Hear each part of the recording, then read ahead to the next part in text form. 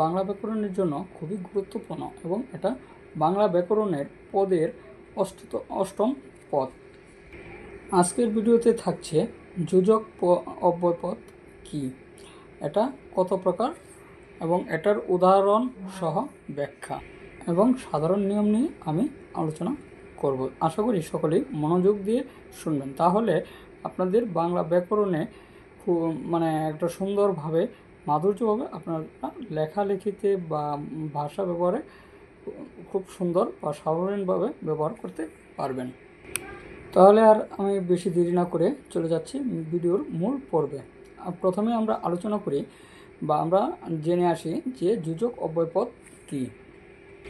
বাংলা ব্যাকরণে যোজক অব্যয় হলো এমন একটা অব্যয় যা দুই বা ততোধিক শব্দ, শব্দাংশ, পদাংশ বা বাক্যকে সুন্দরভাবে একত্রিত করে বা সংযোজন করে এবং একটা অর্থবহ শব্দ গঠন করে, তাকেই বলা হয় যোজক অব্যয় পদ। উদাহরণটা হলো এরকম: আমি এবং তুমি বন্ধু। এখানে এবং আমি যোগ আমি এবং তুমি বন্ধু, এখানে আমি এবং তোমাকে তুমি এই দুটা শব্দকে একত্রিত করেছে এবং, সুতরাং এবং হলো যোজক অব্যয় পদ। আমরা এখন জানব যে যোজক অব্যয় পদের কাজ কি। যোজক অব্যয় পদের কাজ সম্পর্কে আমরা আলোচনা করব। যোজক অব্যয় পদের কাজ কি? যোজক অব্যয় পদের কাজ হলো শব্দ, শব্দাংশ বা পদাংশকে বা দুটি বাক্যকে একত্রিত করা, এটাই হলো যোজক অব্যয় পদের কাজ। দ্বিতীয়ত, একটা শব্দ বা বাক্যকে সুন্দরভাবে গঠন করা। যদি আমরা উদাহরণ দিই তাহলে এরকম বলতে পারি যে সে পরিশ্রমী তবু ভাগ্যবান নয়। সে পরিশ্রমী তবু ভাগ্যবান নয়। আমি স্কুলে যাব কারণ আমার পরীক্ষা আছে। এখানে যদি আমরা লক্ষ্য করি যে সে পরিশ্রমী তবু ভাগ্যবান নয়, এখানে তবু হলো তবু এই শব্দটা হলো যে যোজক অব্যয় পদ, কেননা তবু দুটি বাক্যকে একত্রিত করেছে। আমি স্কুলে যাব কারণ আমার পরীক্ষা আছে, এখানে কারণ যোজক অব্যয় পদ, কারণ দুটো বাক্যকে একত্রিত করেছে। যোজক অব্যয় পদ কত প্রকার সেটা যদি আমরা জানতে চাই তাহলে সেটা হলো এটাই যে যোজক অব্যয় পদ মূলত 3 প্রকার। যোজক অব্যয় পদ মূলত 3 প্রকার।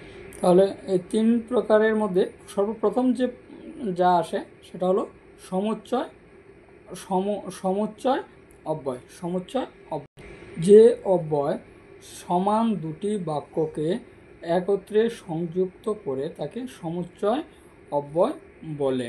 যেমন ধরেন তবু, এবং, তারপর কিন্তু, অথবা, তাই ইত্যাদি, এগুলো হলো সমুচ্চয় অব্যয় পদের একটা উদাহরণ। এরকে দিয়ে যদি আমরা একটু ব্যাখ্যায় যাই তাহলে এরকম বলতে পারি যে তুমি এবং আমি ভ্রমণে যাব, এখানে এবং হলো সমুচ্চয় পদ অব্যয় পদ। আবার যদি বলি যে তুমি ভালো কিন্তু অলস, এখানে তুমি ভালো কিন্তু অলস, এখানে কিন্তুটা হলো সমুচ্চয় অব্যয় পদ। দ্বিতীয় যে অব্যয় পদটি রয়েছে, দ্বিতীয় যে সংযোজক অব্যয় পদটি রয়েছে সেটা হলো অধস্তন অব্যয় পদ। অধস্থাপন অব্যয় পদ, যে অব্যয় একটি মূল বাক্যের অধীনে বাক্য যুক্ত করে তাকে কি বলা হয় যে অধস্থাপন সংযোজক অব্যয় পদ। যেমন ধরেন যদি, যখন, তবু বা যাতে, যতক্ষণ ইত্যাদি ইত্যাদি। আমরা এর একটা উদাহরণ বা কয়েকটা উদাহরণ দিতে পারি। যেমন এরকম হতে পারে যে আমি যাব যদি বৃষ্টি না হয়, এখানে যদি এটা একটা এটা হলো অধস্থাপন অব্যয় পদ। যা সে এখনও পড়ছে যাতে ভালো রেজাল্ট করতে পারে, এখানে যাতে এটা একটা হচ্ছে অধস্থাপন সংযোজন অব্যয় পদ। আর তৃতীয় নম্বর যে পদটি রয়েছে সেটা হলো যুগল যোজক অব্যয়। যুগল যোজক অব্যয়টা মূলত কি? যে অব্যয় যুগল আকারে ব্যবহৃত হয় তাকে বলা হয় যুগল যোজক অব্যয়। এটার উদাহরণটা হলো বা এরকম বলতে পারি, যেমন তেমন, একদিক অন্য দিক, যেন তেন, না না, ইত্যাদি ইত্যাদি। যেমন এর যদি আমরা উদাহরণ দিতে যাই, সে যেমন পরিশ্রমী তেমনই মেধাবী।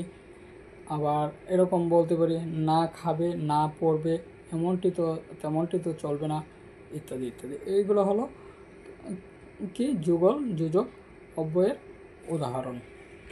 যোজক অব্যয়ের কিছু নিয়ম নীতি আছে। যোজক অব্যয় বাক্যের মধ্যবর্তী স্থানে বসে এবং দুটো বাক্যকে একত্রিত করে। দ্বিতীয় বিষয় হলো যে এবং, কিন্তু, কিছু, কিন্তু, অথবা এগুলো দুটি সমান বাক্যকে সংযোগ করতে ব্যবহৃত হয়। আর তৃতীয় নম্বর বিষয় হলো যে যদি, যখন, প্রবৃত্তি ইত্যাদি অধস্থাপন অব্যয় পদ গঠন করতে শুরু করে। যেমন তেমনি যুগল আকারে যদি ব্যবহৃত হয় তাহলে সেক্ষেত্রে এটা বাক্যকে আরও সুন্দর করে তোলে।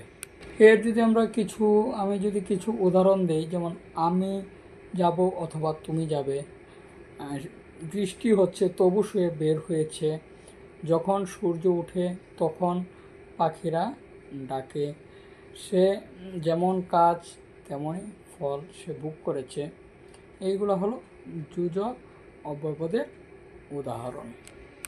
যোজক অব্যয় পদ হলো এমন একটা পদ যা দুটি বাক্যকে একত্রিত করে সংযোজন করে যার কারণে বাক্যটা আরও সুন্দর ও সাবলীল হয়ে ওঠে। এছাড়া আমাদের বাক্যের অনেক সময় অসম্পূর্ণ হয়ে থাকে।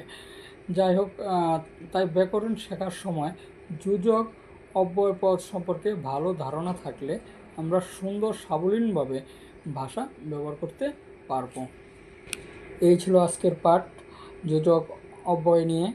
আর এ পর্যন্তই থাকবে। আশা করি আপনারা মনোযোগ দিয়ে শুনেছেন। এই ভিডিওটা আপনারা মনোযোগ দিয়ে অনুসরণ করবেন, তাহলে যোজক অব্যয় সম্পর্কে আপনাদের আরও ভালো ধারণা হবে।